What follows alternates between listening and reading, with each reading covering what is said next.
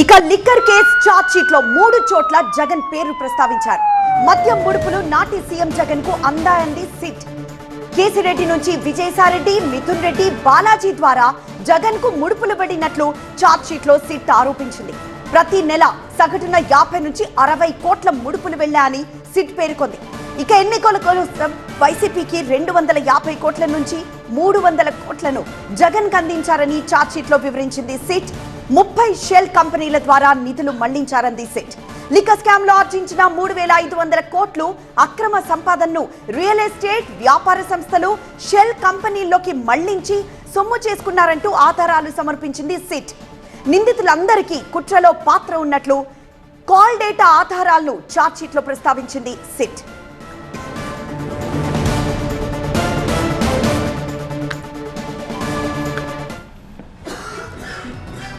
Right, Jagan కి సంబంధించిన updates చూస్తూ ఉన్నాం. లిక్కర్ కేసు చార్జ్ షీట్ లో 3 చోట్ల జగన్ పేరుని ప్రస్తావించింది సిట్.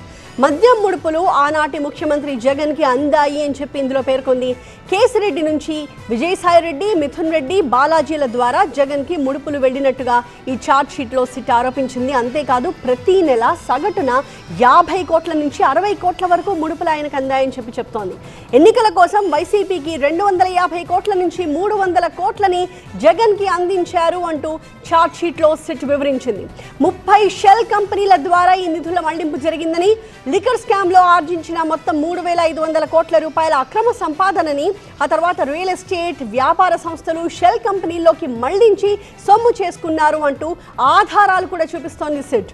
నిందితులందరికీ కుట్రలో పాత్ర ఉన్నట్టుగా కాల్ డేటా ఆధారాలని కూడా చార్జ్ షీట్ లో చాలా క్లియర్ గా సిట్ పొందుపరిచింది.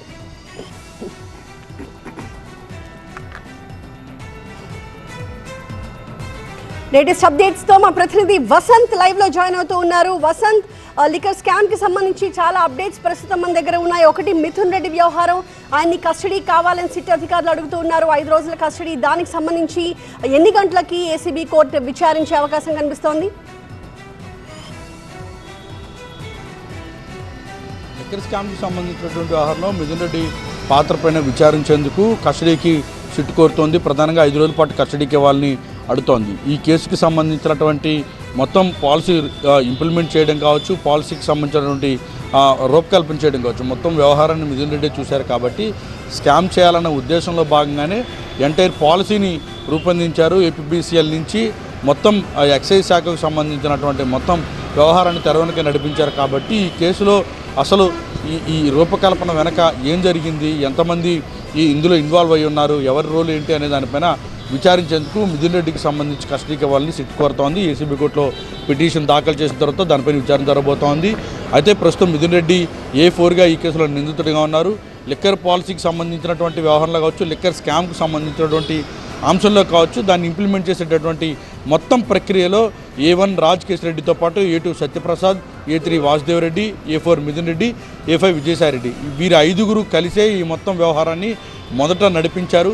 ఇప్పుడు వైఎస్ఆర్ కాంగ్రెస్ పార్టీకి ఇటు ఎంపీ విజయసాయిరెడ్డి రాజీనామా చేసినప్పటికీ కూడా ఆనాడు మొత్తం వ్యవహారాన్ని తెరవెనుక నడిపించాలన్న ప్రయత్నంలో భాగంగానే పాలసీ తెచ్చారు, జీవోని విడుదల చేశారు. అందుకు అనుగుణంగానే స్టాఫ్ను, సిబ్బందిని మొత్తాన్ని ఎక్కడికక్కడ నియమించారు. ప్రైవేట్ నెట్వర్క్ సిస్టమ్ని ప్రత్యేకించి తీసుకొచ్చారు. ఒక సిండికేట్ లాగా మారి ఈ వ్యవహారాన్ని తెరవెనుక నడిపించారనేది ప్రధానంగా సిట్ భావిస్తోంది. అవే అభియోగాలు ఇప్పటికే ఛార్జ్ షీట్లోనూ మిథున్ రెడ్డికి సంబంధించిన రిమాండ్ రిపోర్ట్లోనూ పేర్కొన్నారు. ఈ కేసులో ఇప్పటికే అరెస్ట్ అయినటువంటి A1 రాజ్ కేసిరెడ్డికి సంబంధించి కావచ్చు, అప్రూవర్గా మారి ప్రస్తుతం విచారణకు వచ్చి హాజరైనటువంటి సిట్ ఎదుట తమ వాంగ్మూలాన్ని ఇచ్చినటువంటి సత్యప్రసాద్, అలాగే వాసుదేవ్ రెడ్డికి సంబంధించి కావచ్చు, ఇటు విజయసాయిరెడ్డికి సంబంధించి కావచ్చు, ఈ మొత్తం అందరి రిమాండ్ రిపోర్ట్లు, 164 స్టేట్మెంట్లు, కన్ఫెషన్ స్టేట్మెంట్స్తో పాటుగా వారు ఇచ్చినటువంటి అన్ని నివేదికల ఆధారంగానే ప్రస్తుతం ఏసీబీ కోర్టుకి సమర్పించారు ఛార్జ్ షీట్లోను, ఇటు రిమాండ్ రిపోర్ట్లోను. సో ఈ ఎంటైర్ ఎపిసోడ్లో మిథున్ రెడ్డి కీలకమని భావిస్తున్నటువంటి వేళ అసలు ఎవరి రోల్ ఏంటో విచారించాల్సి ఉంటుంది. కాబట్టి కస్టడీకి ఇవ్వాలని ప్రస్తుతం ఏసీబీ కోర్టు కోరుతోంది. ఇక ఇదే కేసులో మాజీ మంత్రిగా ఉన్నటువంటి ఎక్సైజ్ శాఖకు సంబంధించి పనిచేసిన, ఎక్సైజ్ శాఖ బాధ్యతలు నిర్వర్తించిన నారాయణ స్వామిని సైతం ఇటు సిట్ విచారణ రావాలని చెప్పింది. ఆయన తాను విచారణకు హాజరలేకపోతున్నాను, అనారోగ్యంగా ఉన్నాను, ఏమైనా అవసరమైతే తనను ఇంటికి వచ్చి విచారించాలి, ప్రస్తుతం తాను అనారోగ్యంగా ఉన్నాను, బయటికి రావడం లేదంటే కూడా సిట్కి సమాచారం ఇచ్చినట్టుగా మనకు సమాచారం ఉంటుంది. అయితే ఈరోజు నారాయణ స్వామి మాత్రం విచారణకు హాజరు కావడం లేదు. ఇక మిథున్ రెడ్డికి సంబంధించి కొన్ని పిటిషన్స్ కూడా దాఖలు చేశారు. ఒకటి, ఆయన ఎంపీగా ఉన్నారు కాబట్టి సిఆర్పిఎఫ్ భద్రత నడుమున ఆయన విఐపీగా కొనసాగుతూ ఉన్నారు.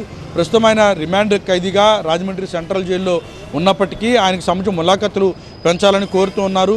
ఆయన ఎంపీగా ఉన్నారు. అటు కుటుంబ సభ్యులతో పాటుగా ప్రజాప్రతినిధులు అలాగే మిగిలినటువంటి వారు ప్రజా సమస్యలకు సంబంధించి పలు అంశాలపైన మాట్లాడేందుకు వచ్చేటటువంటి అవకాశం ఉంది కాబట్టి తనకు అనుమతి ఇవ్వాలంటూ కూడా మిథున్ రెడ్డి కోరుతూ ఉన్నారు. ఇక ఇంటి నుంచి భోజనం అనుమతించాలి, వీఐపీగా ఉన్నాను, స్పెషల్ కేటగిరీ భద్రత కల్పించాలని కూడా ఇటు మిథున్ రెడ్డి కోరుతున్న నేపథ్యంలో ఈ పిటిషన్లకు సంబంధించినటువంటి విషయంలో ఏసీబీ కోర్టు రాజమండ్రి సెంట్రల్ జైలుకు నోటీసులు పంపనుంది. అక్కడి నుంచి వచ్చే రిపోర్ట్ ఆధారంగానే దీనిపైన విచారణ జరిగి వాటికి అనుమతించేటటువంటి విషయం పైన నిర్ణయం తీసుకోనుంది.